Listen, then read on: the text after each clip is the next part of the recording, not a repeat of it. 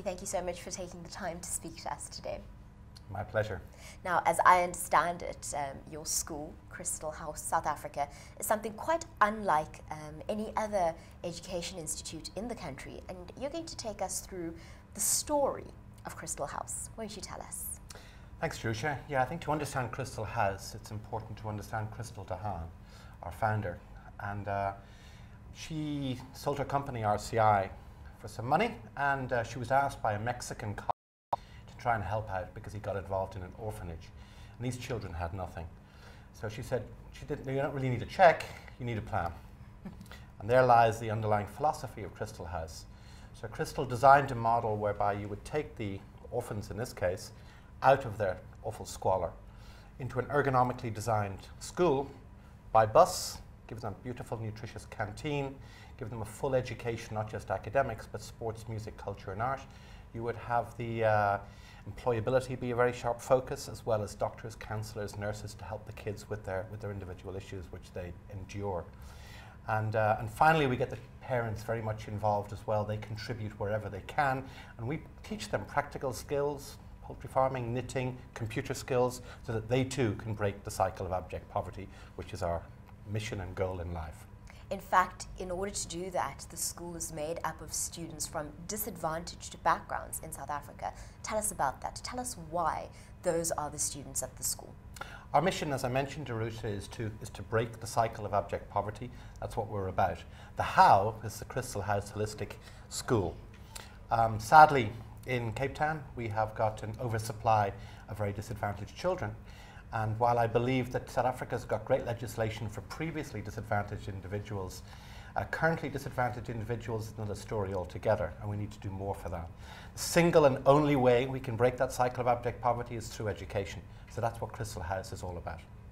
Now, when Crystal House looks at a student, they're not concerned just about their mathematics results. You're concerned about every aspect of that student's well-being. In fact, it's called holistic education, and I'd really like for you to tell us a bit more about that. Well, we believe that every human being, no matter how disadvantaged, has got at least one passion, spark in life, that which makes he or she really come to life.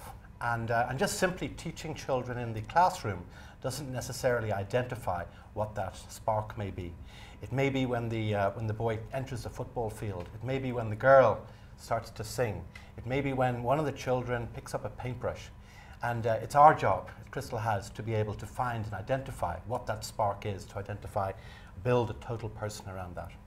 Now, with South Africa's incredibly low matric pass rate, Crystal House has a 98% pass rate. Quite extraordinary.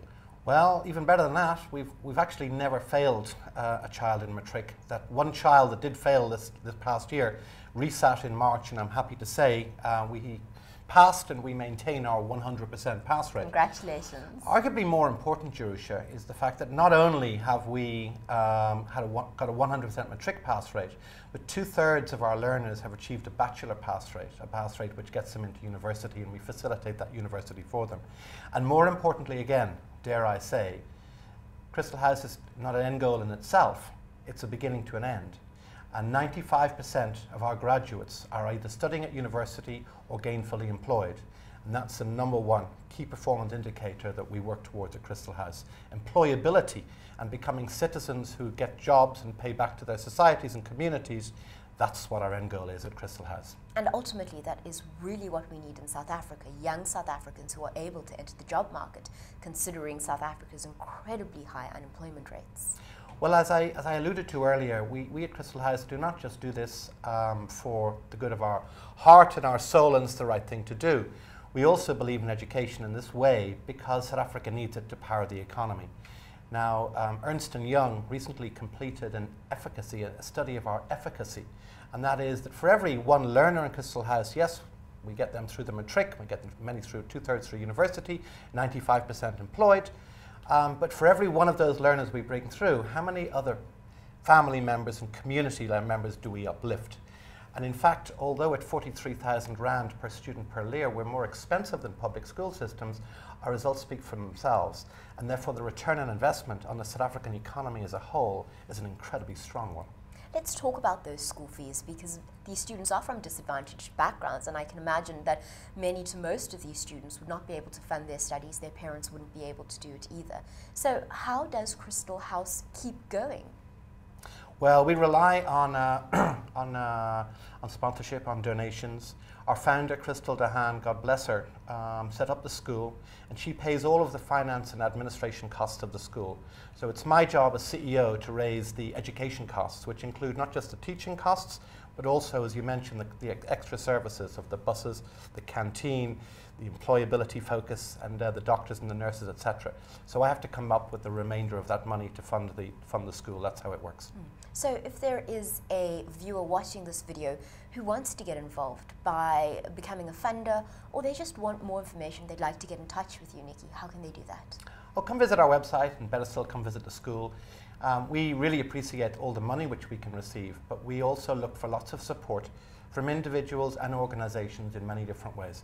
If you can teach a football team, if you can mentor a child at university, if you can come and give a bit of your time, read to our younger kids, any of the above and all of the above are really, really greatly appreciated. On Tuesday, we're very proud at Crystal House to enjoy the visit of the World Economic Forum and a selection of the young global leaders in the African chapter of the World Economic Forum. And they're going to visit Crystal House on Tuesday, June 2nd, to understand exactly how our model is quite so successful as it is, and how we may be able to replicate other such Crystal House type schools throughout Africa. So we're very excited about that. Is that something that you hope to see going forward, this model replicated to other South African communities and indeed to the larger continent? Absolutely. I think we're relatively young. We're 13 years young. We've got 6 years of graduates. We've got 200 graduates. And I think now the results that we are enjoying speak for themselves. And I think there's a broader picture, Jerusha, that we may not have time for on this show, but the opportunities for public-private partnerships around education in Africa are a very, very important point for us to discuss right now. Nikki, thank you so much for speaking to us today.